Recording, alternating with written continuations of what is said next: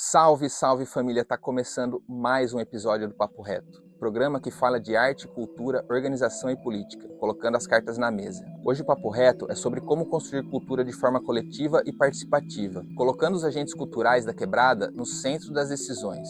Se você é artista independente, produtor cultural, educador, fazedor de cultura popular ou simplesmente alguém que quer entender como o nosso corre na cultura pode virar política pública de verdade, esse episódio é para você.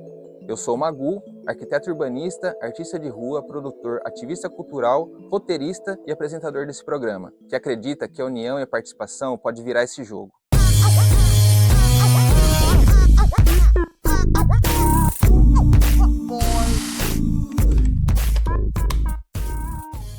Eu sou um homem branco de 40 anos, uso bigode e cavanhaque, tenho cabelo escuro, comprido, uso ele preso, estou vestindo um moletom vermelho, eu estou na frente de uma prateleira de livros, ao meu redor tem o logotipo do programa, latas de spray e objetos ligados à arte, música e à cultura popular.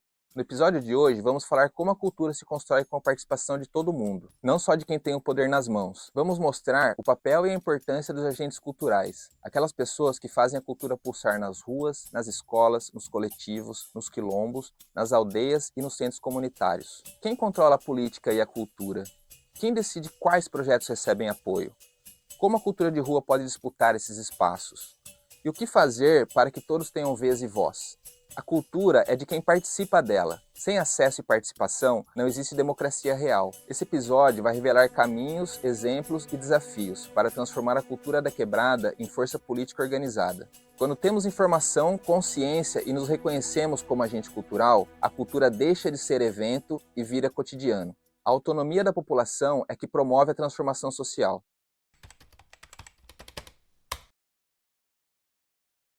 Quando pensamos em democracia, lembramos imediatamente do voto, liberdade de expressão e igualdade de direitos.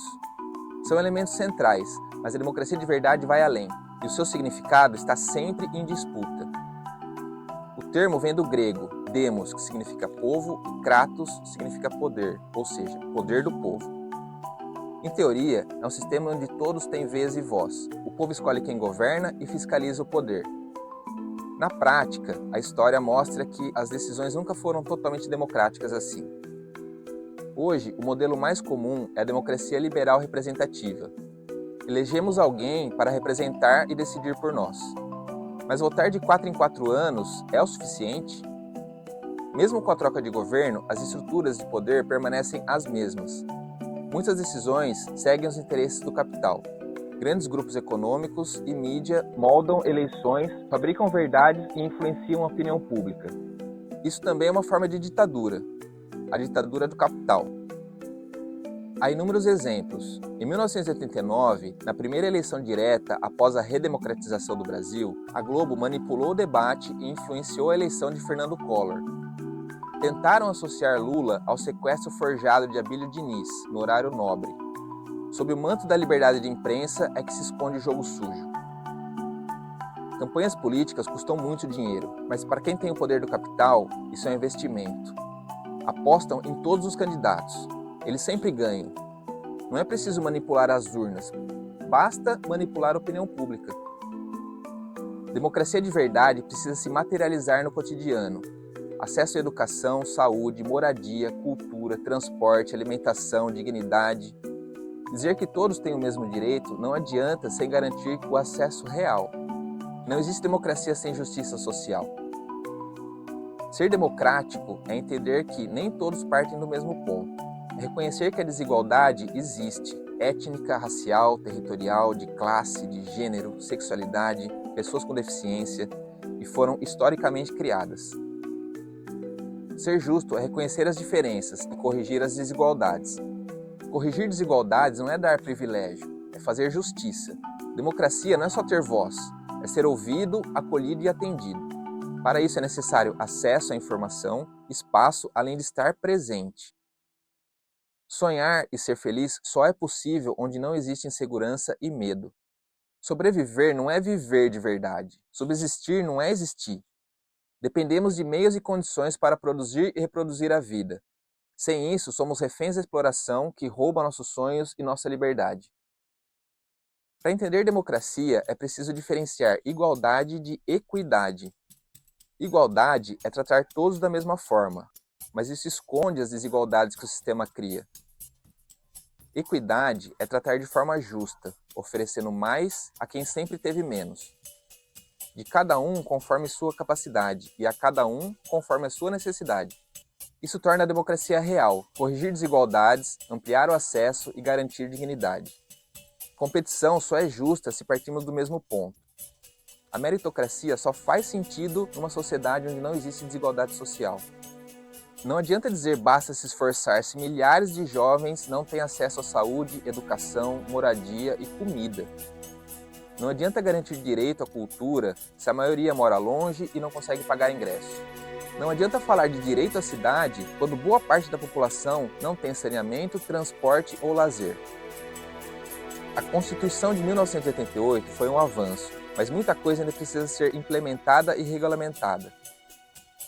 Ela prevê a democracia participativa e deliberativa, conselhos, planos, conferências, audiências públicas e orçamento participativo. Ainda existem muitos obstáculos nesse processo. Falta formação política, informação, tempo disponível e o principal, vontade política real de incluir o povo. Quanto mais gente participa, menos espaço sobra para a corrupção. Hoje, podemos ocupar as praças, fazer slams, batalhas, rodas de conversa, oficinas de formação. Isso era proibido na ditadura. A nossa Constituição atual garante isso no artigo 5º, o inciso 16. Reuniões e manifestações são conquistas históricas dos movimentos sociais. Pensar em democracia é pensar em cultura, não apenas como entretenimento, mas como direito, memória e identidade. Os artigos 215 e 216 da Constituição nos garantem isso. São eles que protegem o patrimônio cultural, material e imaterial. Isso inclui não só museus e obras clássicas, mas também os quilombos, terreiros, aldeias, as festas populares, as rodas de rima, de dança, saraus e grafites. Sem políticas públicas que cheguem até a base, o acesso à cultura fica restrito. Sem participação popular, privilégios continuam concentrados. O Brasil é grande e diverso. A arte está no saber popular, a cultura está nos becos, quebradas, aldeias, quilombos, feiras e praças. O Estado precisa reconhecer e apoiar essas potências. Negar isso é negar a democracia, dignidade e desenvolvimento.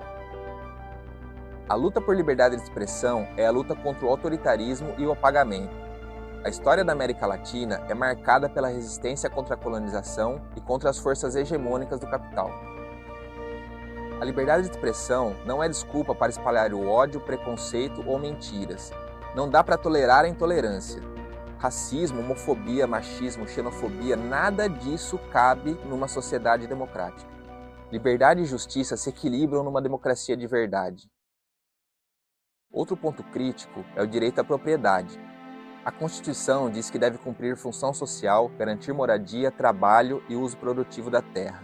Mas proteger imóveis abandonados e terra improdutiva é uma escolha política. Quantos imóveis vazios existem? E quando ocupamos, a polícia age com violência na integração de posse. Tudo em nome da justiça. Mas justiça para quem? O que vale mais, a vida ou a escritura? A redemocratização do Brasil tem apenas 40 anos. Somos uma geração formada com liberdade de expressão e direito ao voto direto, mas nem sempre foi assim. Na ditadura, reuniões públicas eram proibidas. Jornalistas, professores, artistas foram censurados, perseguidos, presos e mortos. O povo resistia, mas a cultura e o pensamento crítico foram sufocados.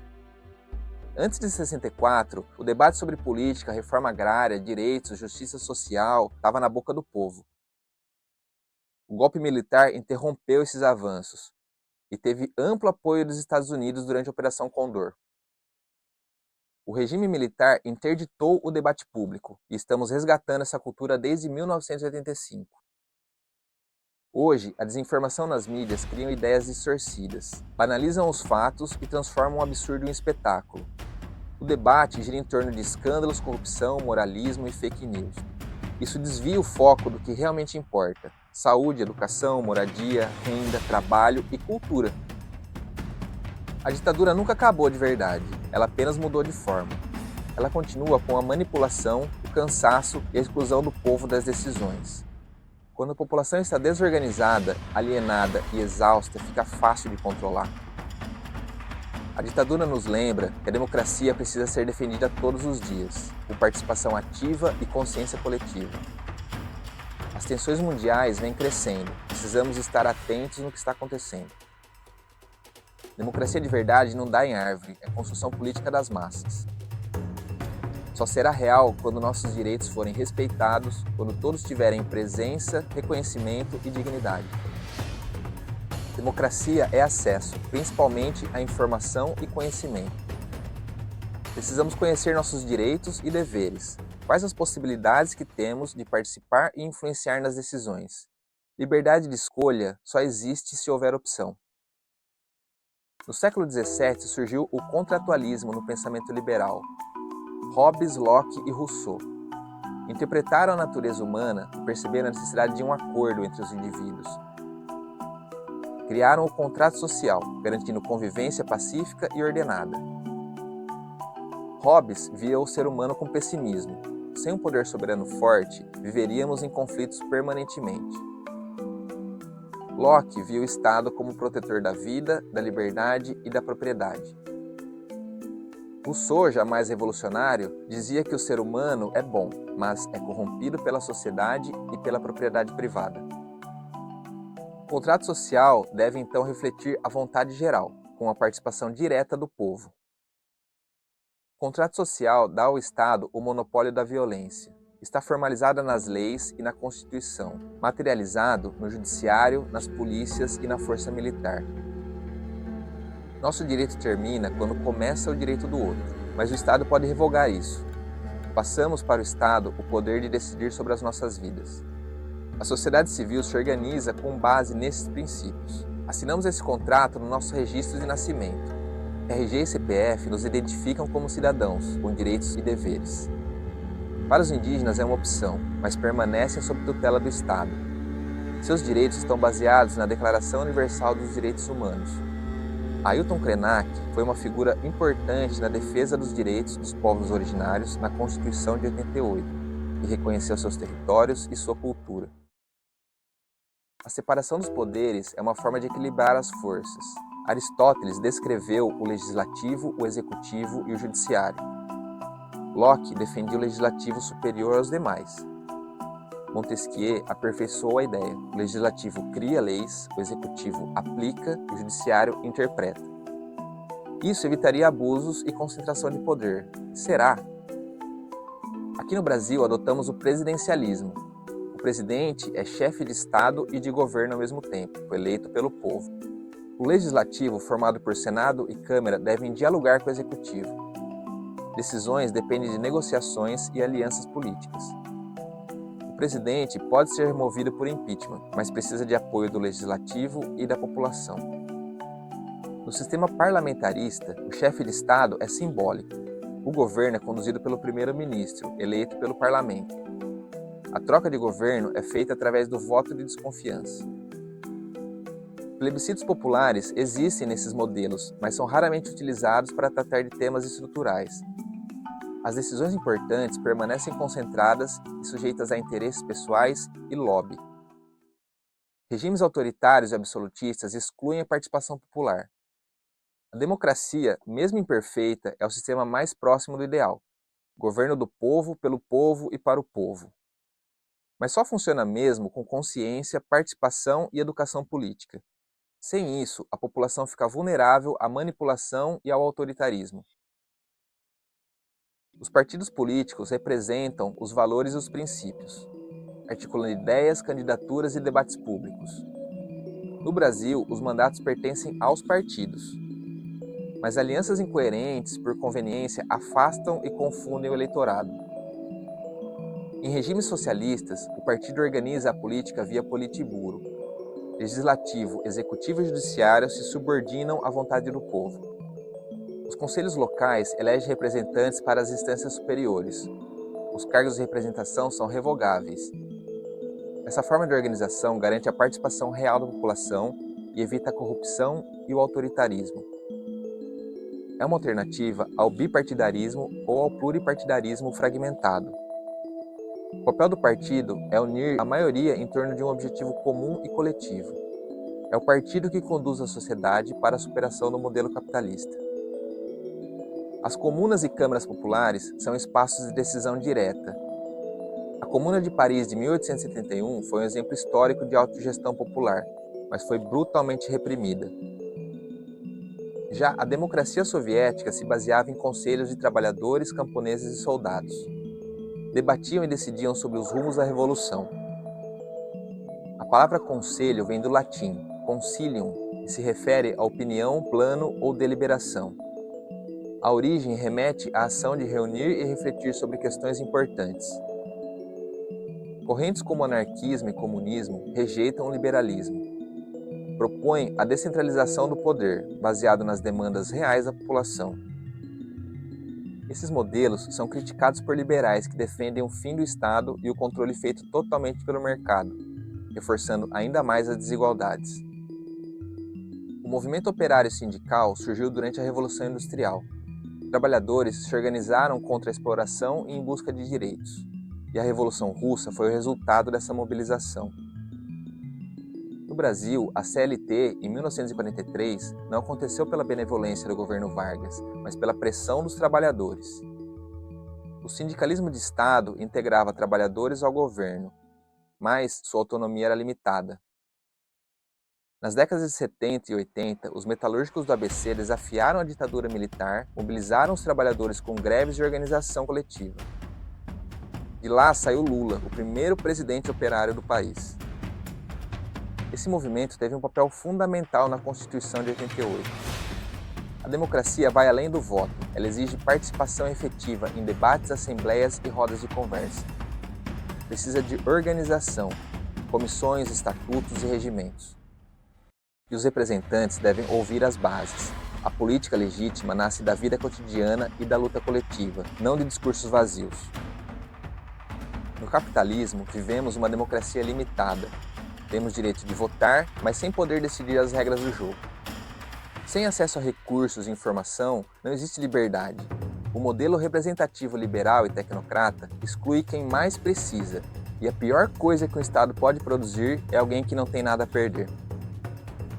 As experiências de democracia participativa são exemplos de gestão horizontal, mas também não são perfeitas e enfrentam alguns desafios. Precisam se adaptar ao tempo e à cultura de cada território. E sempre vai existir o risco da distorção por regimes autoritários. O problema não está necessariamente no modelo democrático, mas nas forças que regem o sistema. O poder do capital aliado com o Estado. O autoritarismo pode ser explícito ou disfarçado de liberdade.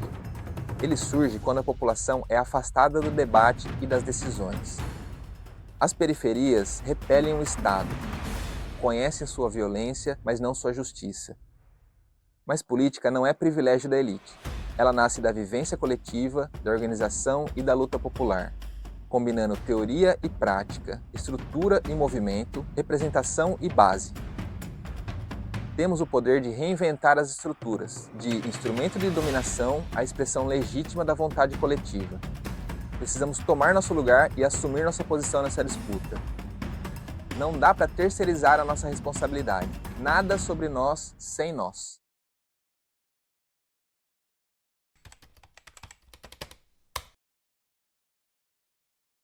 Vivemos em uma sociedade que exige documentos para tudo. Registros e normas definem quem existe e quem é invisível para o Estado. Mesmo uma casa construída com esforço e abrigou gerações, está irregular se não tiver uma escritura, um registro ou uma nota fiscal. Muitas vezes, a história das pessoas vale menos do que um pedaço de papel. Fraudes e grilagem podem sobrepor a vida e o território de famílias. Esse controle está presente em todos os aspectos da vida. Nascer requer um registro. O casamento é como um contrato de posse. Ninguém é gente sem um CPF ou RG. No mundo da arte, a situação é parecida. Artistas que são respeitados nas suas comunidades às vezes não têm um reconhecimento formal sem um portfólio, sem redes sociais, documento ou um CNPJ. Quem não tem documentação simplesmente não existe para o sistema.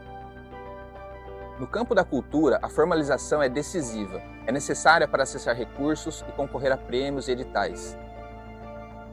Muitos artistas que atuam de maneira informal enfrentam muita dificuldade para se regularizar, seja como microempreendedor individual, o MEI, seja por ONGs ou associações ou cooperativas.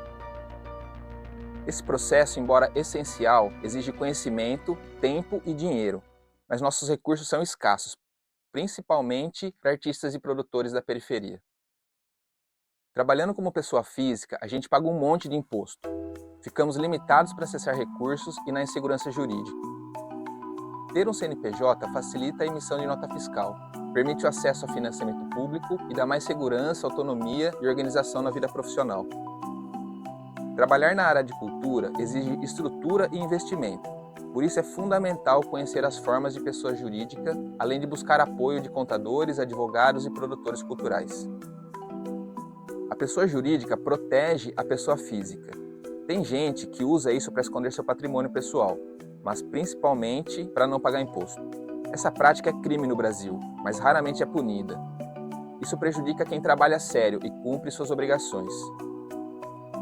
Outro problema é quando a pessoa jurídica é usada para terceirizar a mão de obra. Empresas driblam as leis trabalhistas contratando como autônomo, retirando seus direitos e benefícios como trabalhadores. O MEI é até uma alternativa simples e acessível para quem atua sozinho. Garante direitos como aposentadoria e o afastamento por saúde. Sua abertura é gratuita e pode ser feita pela internet, mas exige atenção às obrigações e às contribuições mensais.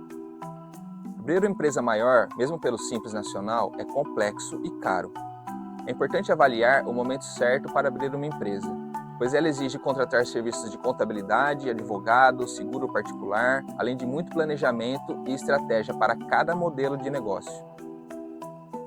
Já quando o trabalho é coletivo, existem outras formas de organização, alternativas que não têm o lucro como objetivo final, mas atendem demandas sociais e promovem desenvolvimento, além da geração de renda para trabalhadores de forma democrática. ONGs, associações, cooperativas e institutos podem fortalecer a cultura popular, promover a inclusão, autonomia e renda. As ONGs podem oferecer serviços e estruturas para projetos culturais. Exige uma gestão responsável e comprometida com o social. Sem isso, se tornam instrumentos de interesse privados. As associações surgem da mobilização popular, permitem que coletivos acessem recursos e criem redes. Já as cooperativas são geridas pelos próprios membros, dividindo tarefas, decisões e recursos. Fortalecem a produção e a economia. As organizações sociais, OS, e organizações sociais de interesse público, OCIPs, podem gerir espaços e equipamentos culturais, mas sem controle social se tornam privatizações disfarçadas. Já os institutos focam em pesquisa e patrimônio, formação e elaboração de políticas públicas, valorizando o conhecimento das comunidades. Mas também podem ser usados por grandes corporações para evitar impostos ou mesmo para projetar uma imagem positiva de filantropia. Cada modelo de organização tem um papel na organização social, mas que pode ser distorcido se a gente não ficar de olho. O fundamental é que respeite o território e fortaleça as comunidades, que esteja alinhado a valores coletivos, ética, compromisso político e poder popular, que seja ferramenta para transformar a realidade. Após a formalização, é hora de buscar recursos para realizar nossos projetos. Editais de cultura e leis de incentivo são as principais formas de acesso. É assim que estamos realizando esse projeto aqui, através do Programa Nacional Aldir Blanc do Governo Federal, em parceria com os estados e municípios.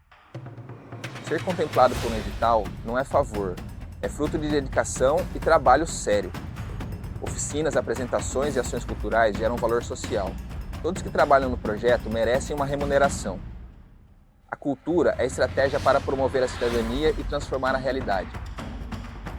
Muita gente desconhece ou tem dificuldade para acessar esses mecanismos. A exigência de documentos, comprovantes e a linguagem técnica são barreiras de acesso. Sem formação, registros, portfólios ou estrutura para participar, é difícil competir com grandes organizações e projetos midiáticos.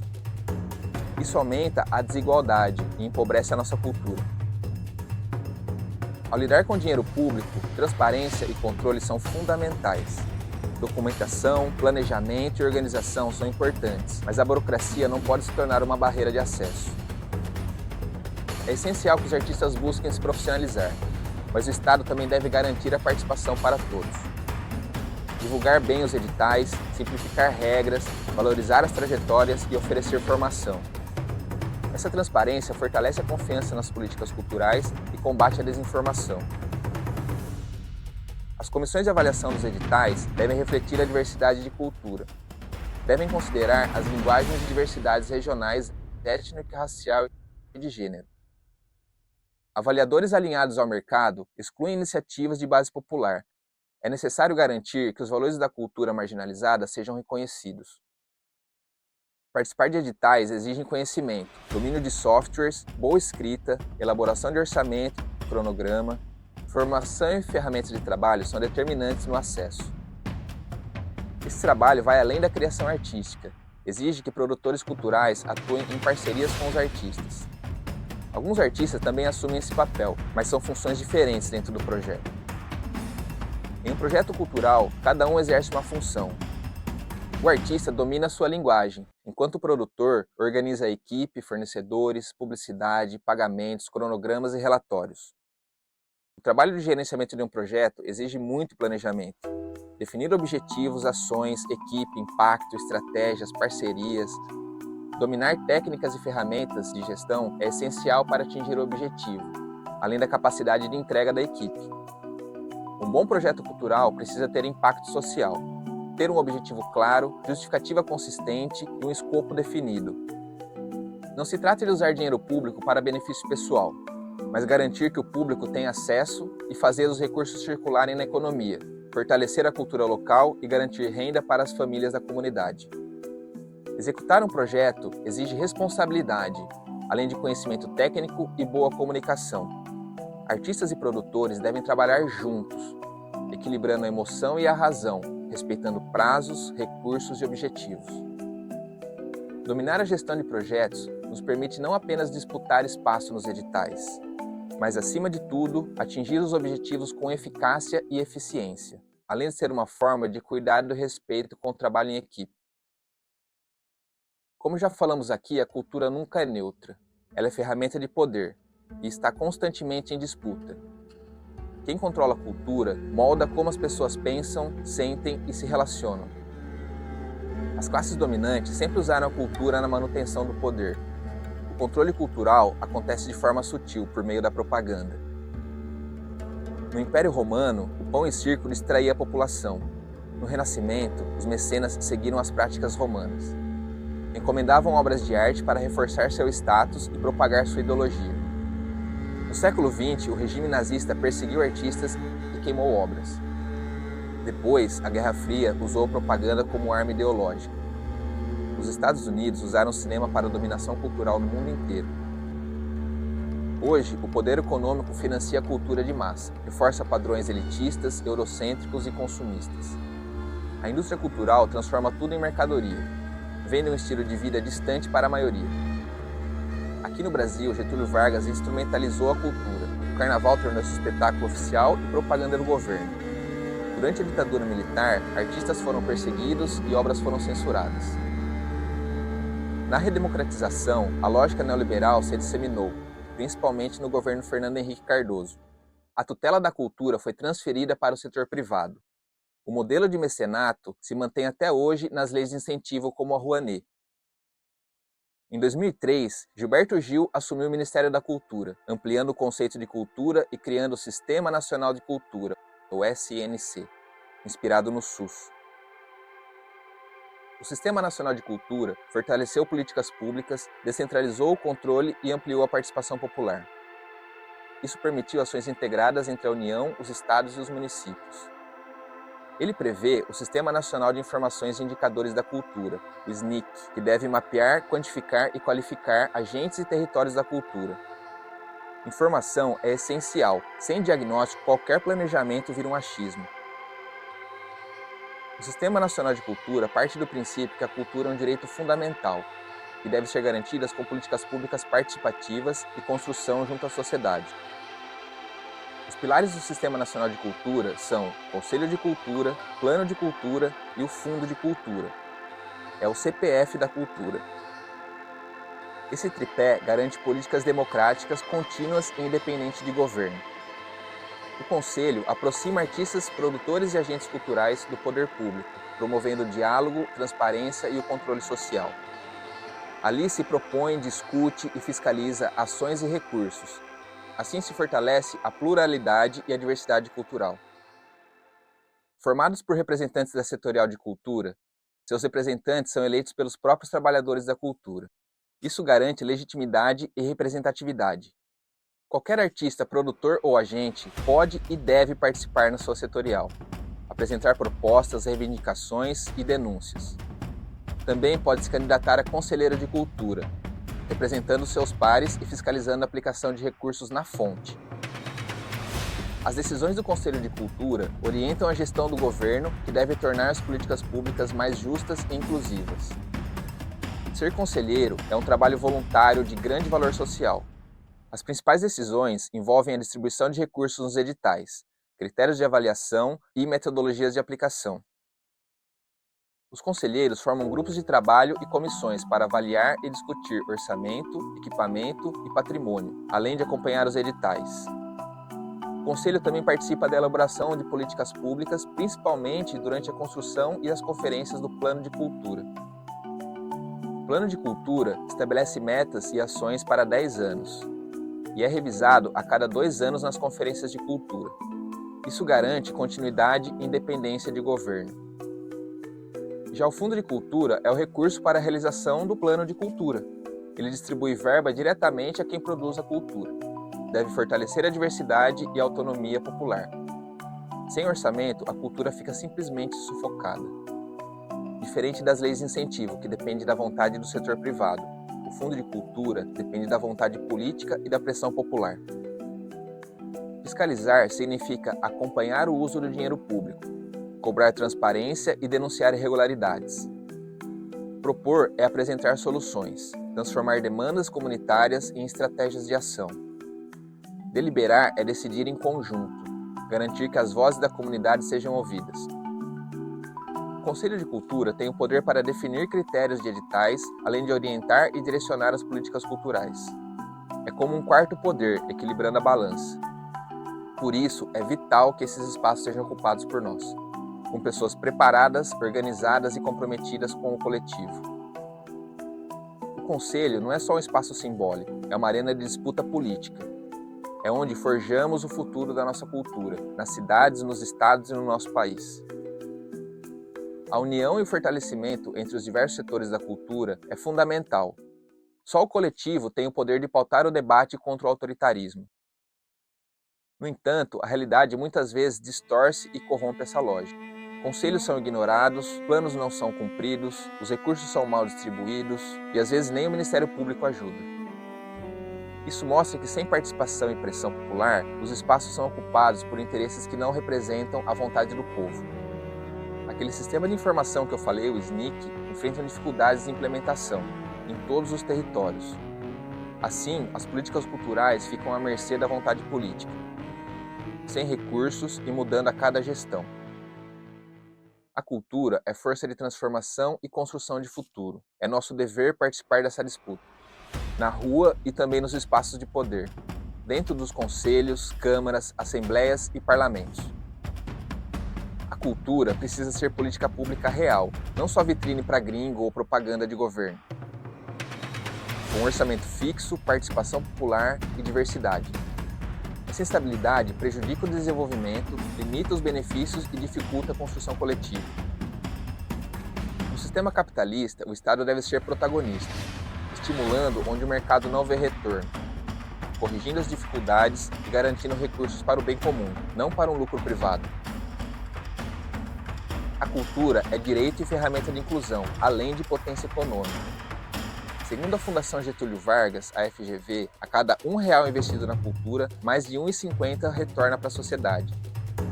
Na Lei Paulo Gustavo, o retorno foi de R$ 6,50 para cada R$1 investido. Isso é 550% de retorno. A cadeia produtiva da cultura emprega mais de 7 milhões de trabalhadores. ela movimenta 230 bilhões por ano. Isso é mais do que a indústria automobilística. Nas periferias, a cultura promove cidadania, gera renda e sustenta famílias.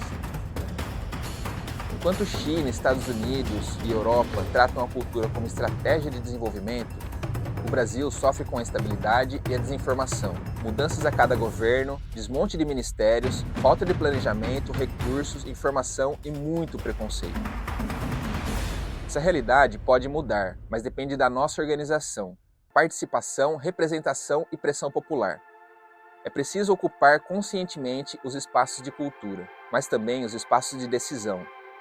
A cultura só é política pública de verdade quando é ferramenta de inclusão, promove a identidade e a transformação social.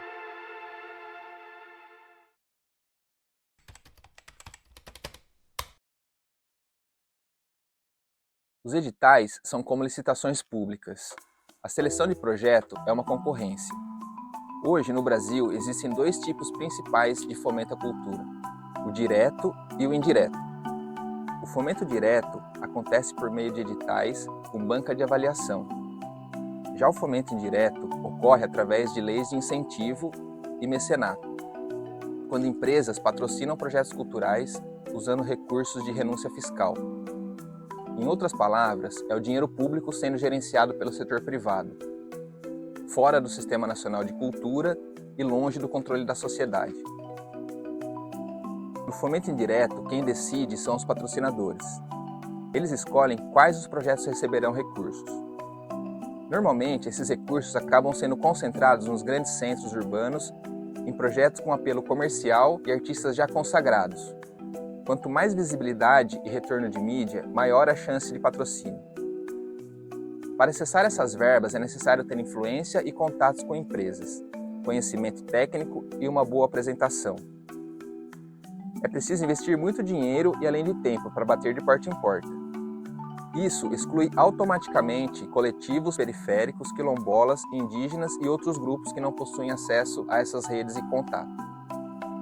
Além disso, muitos captadores profissionais cobram até 20% do valor captado. Isso beneficia o mercado, mas não garante condições justas para quem trabalha. Assim, os projetos culturais acabam servindo muito mais à publicidade, estimulando o consumo e a cultura de massa. As empresas patrocinadoras usam a cultura como marketing. Usufruem da imagem dos artistas, das suas obras e do seu público.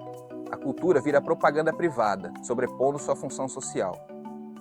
Artistas são agentes de transformação, não outdoor. Um exemplo emblemático é o dono da Havan, que investiu mais de 27 milhões na Lei Rouanet. E você acha que ele colocaria esse dinheiro em um projeto de rap na quebrada? Deveria, afinal, boa parte da sua mão de obra e do seu lucro vem da periferia. Mas e você, gostaria de ter essa marca estampada na nossa cultura? Essa lógica reflete a ideologia neoliberal, Estado mínimo e mercado máximo. A cultura que resiste, periférica e marginalizada, fica de fora. Quando não, é cooptada por grandes produtoras. Seus agentes acabam sendo alienados de sua própria cultura. A riqueza gerada pelo trabalho do artista vai para os bolsos dos investidores. O problema não está no mecenato em si, mas na lógica de mercado, que reforça a desigualdade, transforma a cultura em marketing, esvazia sua potência crítica e impede o acesso igualitário aos recursos. Esse modelo não está restrito só no nível federal. Em Santa Catarina, por exemplo, o Programa de Incentivo à Cultura, PIC, prevê 23 milhões de isenção fiscal em 2025. Aqui em Florianópolis, a Lei de Incentivo à Cultura, a LIC, chega a 8 milhões por ano. E quanto vai para o Fundo Municipal de Cultura e para as culturas populares? Zero. O descaso é explícito. Enquanto isso, nas periferias, as comunidades marginalizadas, a cultura segue firme. Sem patrocínio, sem palco, mas com força, coragem e criatividade. Criando, resistindo e reinventando. Fora do radar das grandes mídias, mas sempre na mira das autoridades. Grafites, batalhas de rima, rodas de capoeira e oficinas comunitárias são formas de manter viva a cultura e construir identidade coletiva. Já diferente do mecenato, temos o fomento direto via editais. Ele se baseia em políticas públicas construídas juntos com a população, debatidas e votadas em conselhos, conferências e fóruns, integradas ao Sistema Nacional de Cultura. Nesses espaços, a comunidade dá opinião e vota em prioridades. Definem diretrizes e critérios de avaliação. Decidem sobre a distribuição dos recursos e formas de fiscalização. No entanto, muitos coletivos e artistas independentes não conhecem o Sistema Nacional de Cultura. Muito menos sabem como participar dos conselhos ou dos editais. Essa ausência de base popular favorece a concentração do poder. Isso favorece quem já tem poder e privilégio. Procure o Conselho de Cultura do seu estado ou município. Se ele não existir, exija sua criação. É um direito nosso. Participar ativamente desses espaços nos permite aprender, conhecer os problemas e articular soluções, propondo metas, estabelecendo critérios justos e decidindo sobre recursos, garantindo controle social sobre as políticas culturais. Sem representatividade, os conselhos e conferências são mera formalidade. Não refletem a realidade e a diversidade da cultura. Por isso, é necessário se organizar coletivamente, formar lideranças e ocupar esses espaços, para garantir a legitimidade das decisões. A cultura é direito fundamental, expressão coletiva e patrimônio público. Os recursos culturais vêm dos impostos pagos por todos nós trabalhadores. Deve retornar na forma de acesso, formação e valorização das expressões culturais produzidas pela sociedade. Elas não devem estar sujeitas a interesses privados ou políticos. Devem incluir toda a diversidade cultural nas periferias e nas comunidades tradicionais. Historicamente, o Estado sempre favoreceu o capital e as elites financeiras, deixando de lado as expressões populares, indígenas, negras e LGBTQIAPN+. Para mudar esse cenário, é necessário desenvolver senso crítico, fortalecer a organização popular e garantir a participação ativa da sociedade. Nesse contexto, os conselhos de cultura favorecem a autonomia e a fiscalização, permite o planejamento de longo prazo e recursos, conforme o direito constitucional. Mas só faz sentido se houver participação popular de verdade. A organização popular e a militância cultural fortalecem essa representação. Reúnem coletivos, grupos e movimentos que atuam de forma voluntária, organizam reuniões, fazem manifestações e articulam pautas. Garantem a inclusão e a diversidade. Debates, conselhos, conferências e fóruns transformam as demandas populares em políticas públicas. Permitem que diferentes segmentos culturais influenciem nos rumos da cultura. Movimentos sociais e culturais lutam pela transformação da realidade. São protagonistas na organização e reivindicação de direitos. Criam alternativas diante das limitações do Estado e do mercado. Ampliam o debate sobre identidade, pertencimento e justiça social. São verdadeiras tecnologias sociais, práticas coletivas que resolvem problemas comunitários, favorecem a mobilização de massas, dão voz a grupos historicamente marginalizados. Essa militância vai além da arte, é ativismo cultural. A prática política social cria espaços de poder, contesta estruturas e reivindica mudanças. Essa luta já conquistou direitos, recursos e territórios culturais. Ela conecta a população às instâncias formais de decisão, garantindo representação e construção coletiva, com impacto real. Para disputar espaços, é importante conhecer seu funcionamento, entender as regras, as leis e os processos. A burocracia pode ser uma barreira, mas dominá-la fortalece a participação popular. A palavra tem magia e poder de representação. No lugar certo e na hora certa, ela pode ser catalisadora de reações. Apesar da formalidade, o conselho não é só um ritual burocrático. Ele deve garantir que a política seja construída de forma coletiva, com respeito às diferenças, divergências e contraditórios, valorizando a diversidade, combatendo a desigualdade e fortalecendo a democracia. Esse trabalho exige estudo, dedicação e paciência. Enquanto no poder público os profissionais são remunerados, na sociedade civil a participação é quase sempre voluntária. Quando o governo não oferece apoio, não promove informação ou transparência, a população é afastada de forma intencional. Isso não é crise, é um projeto político. Outro desafio é a falta de tempo e disposição da população. Vivemos numa sociedade do cansaço, como define Byung-Chul Han. Jornadas exaustivas de trabalho esgotam o corpo e a mente. Afastam a população da vida política, do lazer e do convívio social. Essa exaustão é estratégica para manter o povo longe das decisões. Quem luta contra o sistema busca romper essa rotina e recuperar a dignidade. Descanso, afeto, cultura e tempo livre são direitos, não privilégios. É no ócio criativo que florescem as artes, a coletividade e a consciência crítica. Apesar das dificuldades, a cultura popular nunca se curvou. Ela resiste nos becos, nos batuques, nas rimas, nos enredos que denunciam a realidade. Nascem sem pedir licença. Na memória coletiva, na rua, o rap, o grafite, o samba, é festa, é ato político e poder popular. Apesar da repressão, da censura e da criminalização, a cultura periférica segue insurgente. Fala a verdade e incomoda o poder. Marginalizada ou capturada pela indústria cultural, ela resiste e se reinventa. O popular não é pop, é underground, é experimental e é pioneiro. Disputar a cultura é disputar o futuro. Quem controla a cultura molda as consciências. Por isso, seguimos com o microfone na mão, som na caixa, tinta no muro e pé na rua. E se precisar, pé na porta também. No Brasil, o hip hop é exemplo dessa resistência.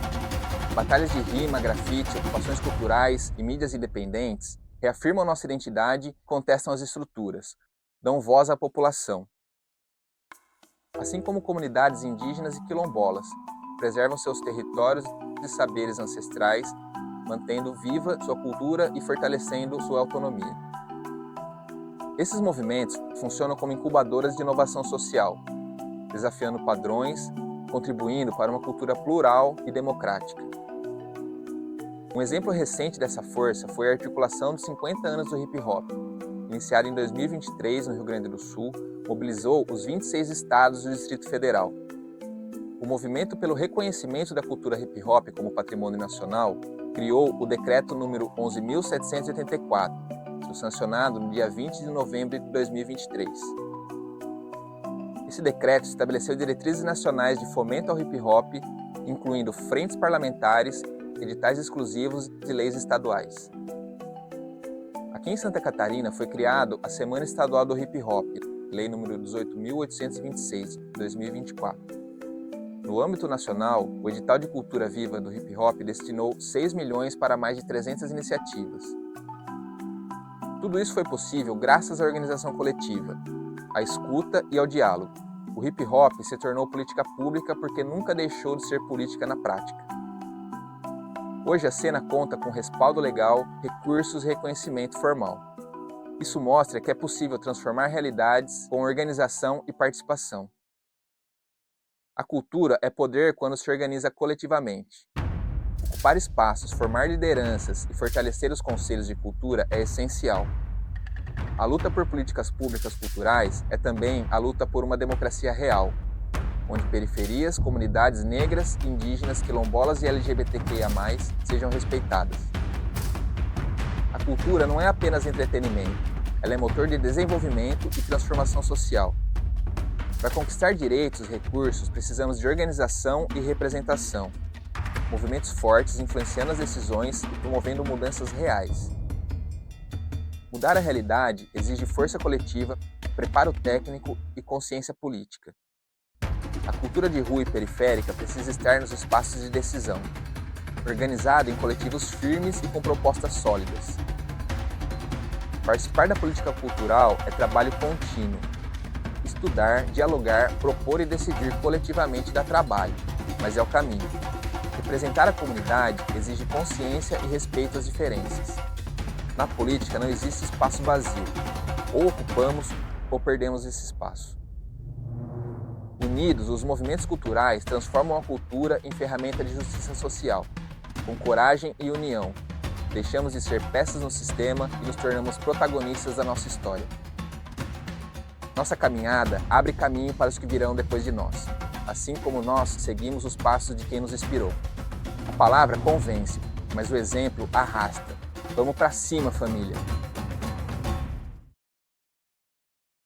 Esse conteúdo não encerra o assunto, e ele é só o começo de um papo necessário. Quer se aprofundar? Aqui no link da descrição você encontra referências, materiais e tudo que a gente usou para construir esse episódio.